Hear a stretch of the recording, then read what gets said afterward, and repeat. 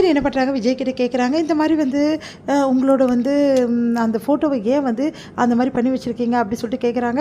அதுக்கு விஜய் உன் வேலையை பாரு அப்படின்றாரு. எனக்கு நல்லா தெரிஞ்சு போச்சு பாஸ், நீங்கள் வந்து ஃபோட்டோவை ஏன் வந்து இப்படி பண்ணி வச்சுருக்கீங்கன்னு சொல்லிட்டு.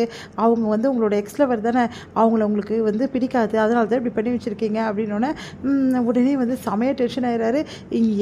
ஏன் பர்சனல் விஷயம் தலையிட நீ யார், உனக்கு எவ்வளோ தைரியம் தான் இப்படிலாம் பண்ணுவேன், உங்கள் வேலையை பார்த்துன்னு போ காவேரி அப்படின்னு சொல்கிறாரு. நீங்கள் மட்டும் என் பர்சனல் விஷயம் தலையிடலாமா, நான் மட்டும் தலைக்கூட, நான் வந்து என்ன தலையிட்டேன், ஆமாம் என்னோடய எக்ஸ் லவ் பற்றினா எவ்வளோ கேட்டிருக்கீங்க, இப்போ வரைக்கும் சொல்லி காட்டிட்டு இருக்கீங்கள, அப்போது நான் மட்டும் தலையிடக்கூடாதா, நான் மட்டும் பேசக்கூடாதா அப்படின்றாங்க.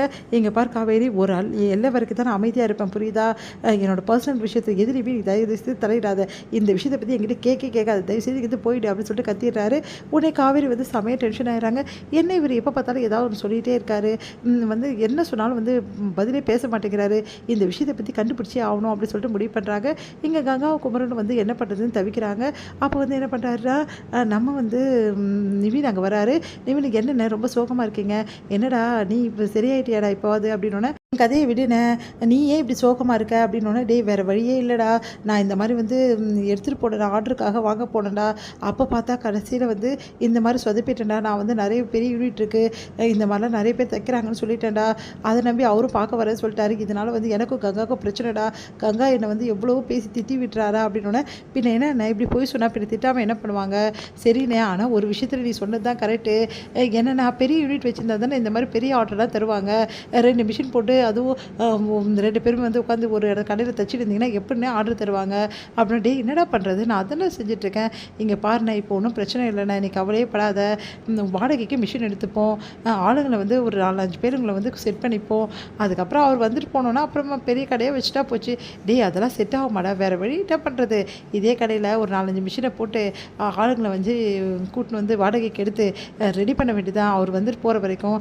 டே அதெல்லாம் வேலைக்கு ஆக மாட்டேன், பண்ணி தானே ஆகணும், ஆர்டர் வாங்கிட்டீங்கன்னா அதுக்கப்புறம் உண்மையிலே மிஷின் போட்டு தான் தைக்க போகிறீங்க, அப்புறம் என்ன பிரச்சனை, அந்த ஆர்டர் நல்லா செஞ்சு கொடுத்தா அவருக்கு என்ன பிரச்சனை வந்தது, டே இதெல்லாம் நடக்குமா, நடந்து தானே ஆகணும், செய்யலாம், கவலைப்படாதீங்க அப்படி சொல்கிறாங்க. டே இப்போ நீ சொன்னோன்னு தானே ஒரு நிம்மதி வந்திருக்கு, சரி உங்களுக்கு நிம்மதி வந்துச்சு, ஆனால் எனக்கு நிம்மதி போயிடுச்சு, என்னடா சொல்கிற, அதெல்லாம் உங்களுக்கு புரியாதுற அப்படி சொல்கிறாரு. அடுத்து வந்து இங்கே என்ன பண்ணுறாங்கன்னா, காவேரி வந்து ரொம்ப டென்ஷனாக இருக்காங்க, எப்படியாவது கண்டுபிடிக்கிறோமே அப்படி சொல்லிட்டு யோசிக்கிறாங்க. நல்ல காலம் இப்போ விஜய் இல்லை, வெளியே போயிருக்காரு, இதுதான் நல்ல சந்தர்ப்பம் அப்படின்னு சொல்லிட்டு காவேரி என்ன பண்ணுறாங்க, ஏதாவது ஒரு க்ளூ கண்டிப்பாக கிடைக்கும், அந்த ஃபோட்டோ வச்சு தான் பூட்டிட்டாரு, சரி வேறு ஏதாவது ட்ரை பண்ணி பார்ப்போம் அப்படின்னு சொல்லிட்டு எல்லா இடமும் வந்து சர்ச் பண்ணுறாங்க. அப்போ வந்து அவரோட திங்ஸ் எல்லாத்தையுமே போய் பார்க்குறாங்க, பார்த்தா ஒன்றுமே கிடைக்கல, என்ன இது ஒன்றுமே கிடைக்கல, அப்போ எங்கே தான் வச்சுருப்பாரு அப்படின்னு சொல்லிட்டு யோசிக்கிறாங்க. தாத்தா ஒரு ரூம் காட்டினார்ல, பழைய பொருளெல்லாம் போட்டு வச்சுருக்கோங்கன்னு சொல்லிட்டு, அந்த ரூமில் போய் பார்க்கலாம் அப்படின்னு சொல்லிட்டு பொறுமையாக வந்து பதுங்கி போகிறாங்க. எங்கே போகிற காவேரி அப்படின்னு சொல்லிட்டு வீட்டில் உள்ளவங்க கேட்குறாங்க. ஒன்றும் இல்லையே அப்படின்றாங்க. உடனே வந்து ஐயோ எல்லோரும் இருக்காங்களே, எப்படியாவது வந்து அந்த ரூமுக்கு போயே தீரணும் அப்படின்னு சொல்லிட்டு யோசிக்கிறாங்க. சரி இந்த பழைய ரூம் தானே, ஆமாம் இதோட சாவி யார்கிட்ட இருக்குது அப்படின்னு சொல்லிட்டு கேட்குறாங்க. உடனே வந்து சாவி என்கிட்டலாம் இல்லை அப்படின்ற மாதிரி சொல்லிடுறாங்க.